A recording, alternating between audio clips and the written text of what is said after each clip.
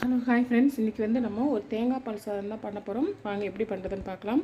பார்த்திங்கன்னா நான் வந்து குக்கரை காய வச்சு கொஞ்சம் ஆயில் விட்டுருக்கிறேன்.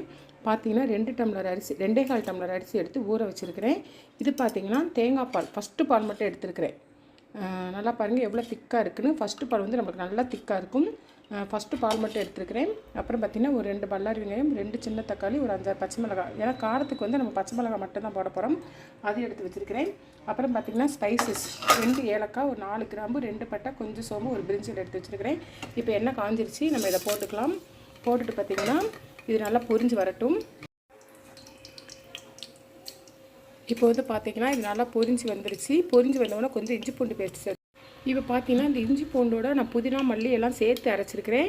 நீங்கள் வந்து பார்த்திங்கன்னா புதினா மல்லி அரைக்காமல் அப்படியே கூட போட்டு இது கூட போட்டு வதக்கினாலும் வதக்கலாம். நான் வந்து புதினா மல்லியெல்லாம் சேர்த்து அரைச்சிருக்கிறேன். இப்போ நல்லா வதக்கி விட்டுக்கலாம்.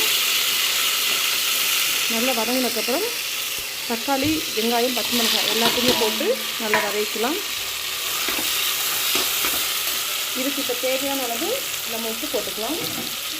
நான் 2.25 டம்ளருக்கு தேவையான அளவு உப்பு சேர்த்துக்கிறேன்.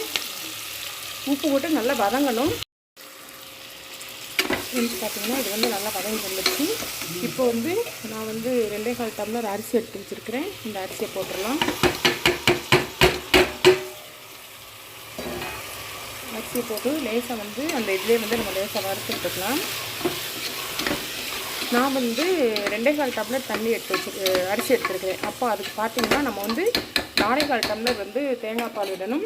எனக்கு வந்து 4 டம்ளர் வந்து 4.5 டம்ளர் தேங்காய் பால் விடணும். எனக்கு வந்து 4 டம்ளர் வந்து தேங்காய் பால் இருந்தது. ஒரு 1/2 டம்ளர் மட்டும் நான் தண்ணி சேர்த்துருக்கிறேன். இப்போ இதையுமே போட்டுடலாம், ஊற்றிடலாம்.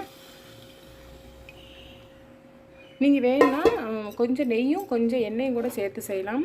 இப்போ எல்லாமே இதை நல்லா நம்ம கலக்கி ஒரு லெக் போட்டு மூடி வச்சிட்டோம் அப்படின்னா நம்மளுக்கு சத்தான சுவையான தேங்காய் பால் ரெடி.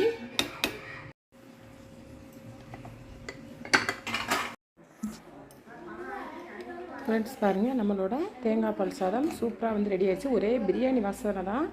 நம்ம அந்த ஸ்பைசஸ்லாம் போட்டுக்கிறதுனால சூப்பராக வந்து பிரியாணி வாசத்தோடு ரெடி ஆகிடுச்சு. இதுக்கு வந்து பார்த்திங்கன்னா சால்னா சூப்பராக இருக்கும்.